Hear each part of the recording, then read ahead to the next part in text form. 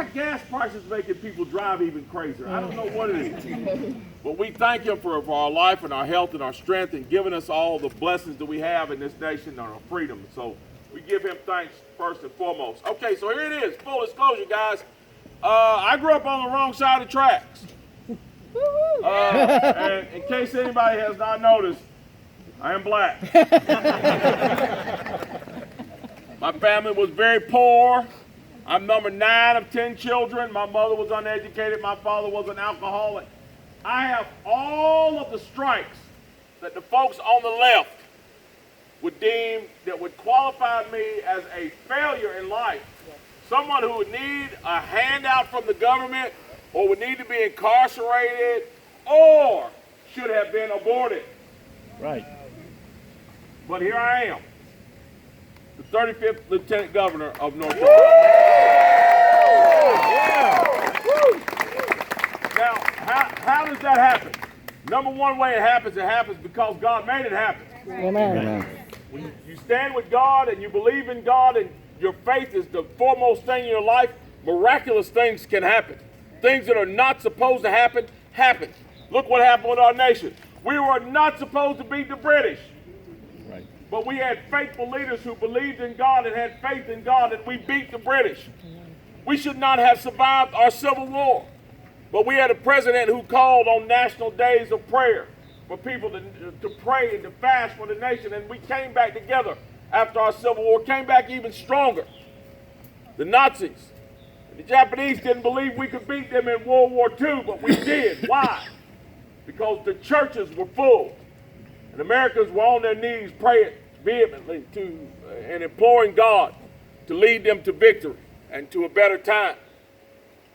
So that's the number one reason why I won. But here's the other reason why I won. I won because Americans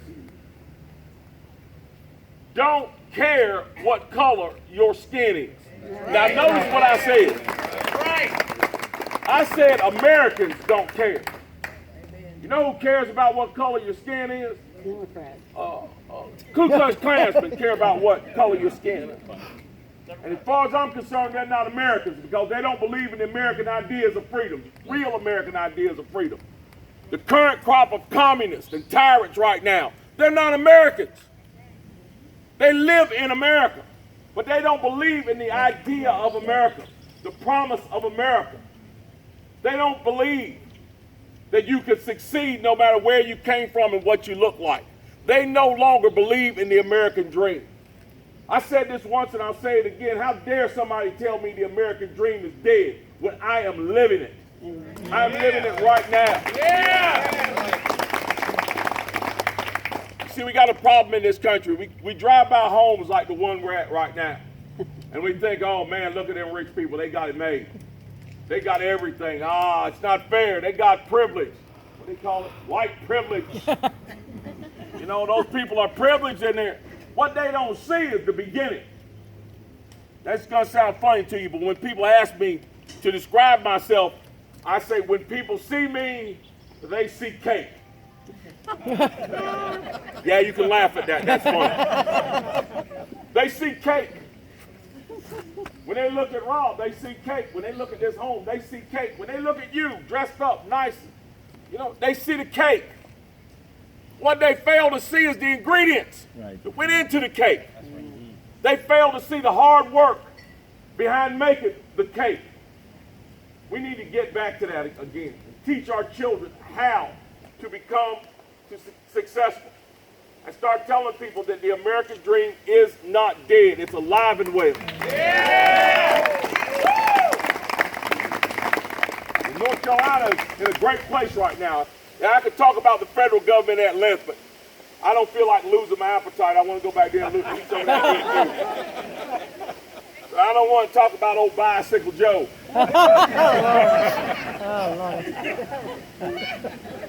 You know, the guy can't hold his vows. He can't hold his bicycle up.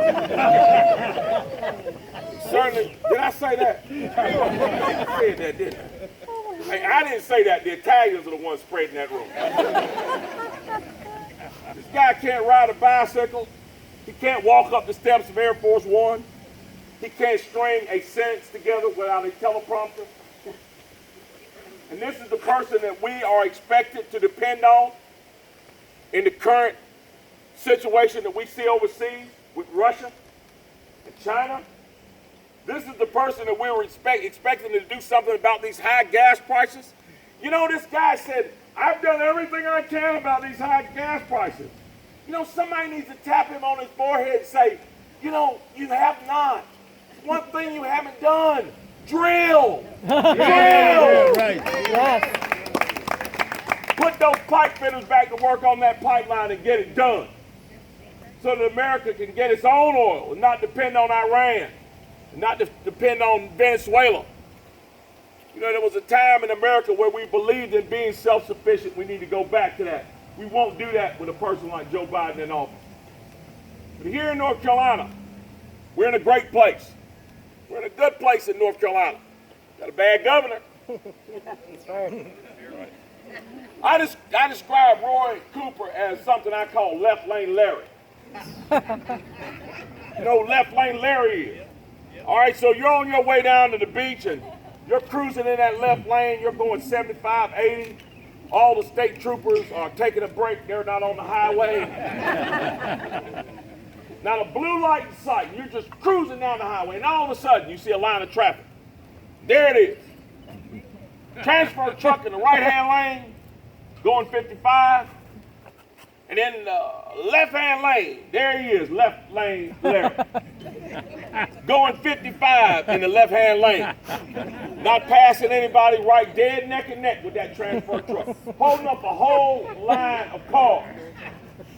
That guy at the head of that that's holding everybody up, that's Roy Cooper in North Carolina.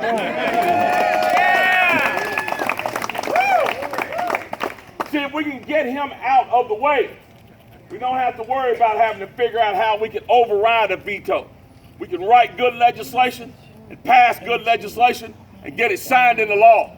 Right. So thank God that his term is coming to an end, but we got somebody right behind him that's just like him and will be just as bad in Josh Stein, another person who has refused to do his duty as Attorney General. So here's the deal. We've got to continue to work hard to put the right people in office. Right. One thing that is good about the situation that we are in now, people are finally starting to wake up and see your vote matters, and who you vote for matters. These folks make decisions that will come directly to your doorstep. They will come directly to your job, directly to your gas tank. They will affect us on the world stage. Folks are waking up every day. We got to continue to wake them up. Just talking to a gentleman here, and we were talking about what we do to get the message out. Here's what we do to get the message out. We stand up and be unafraid. I can't figure out what we're afraid of. It's not as if we're telling a lie.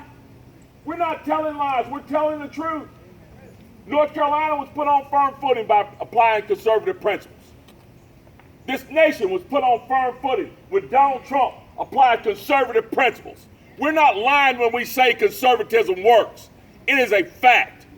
We need to get out there and we need to tell that truth, guys, because this country's in a desperate place right now. And our enemies, I'm telling you, and I call them our enemies because they are. Anybody that wants to put pornography in the schools, take 5-year-olds down to go see drag queens, and thinks it's all right for our border to be wide open like it is. They are enemies of this nation. We need to make sure they don't get in office. And if they are in office, we need to get them out and get them out of the way. So guys, be encouraged and stand up. I'm going to continue to do what I do. I'm going to continue to fight hard for conservative principles, and I'm going to continue to piss WRL off as much as possible. I want you all to be unafraid to do the exact same. Let's tell the story about what conservatism does in this state. Let's tell the truth about what Republicans have done over their history and can do in the future, because guys, now is the time. Got a golden opportunity. Let's take full advantage of it. God bless you all. Thank y'all for being here with us.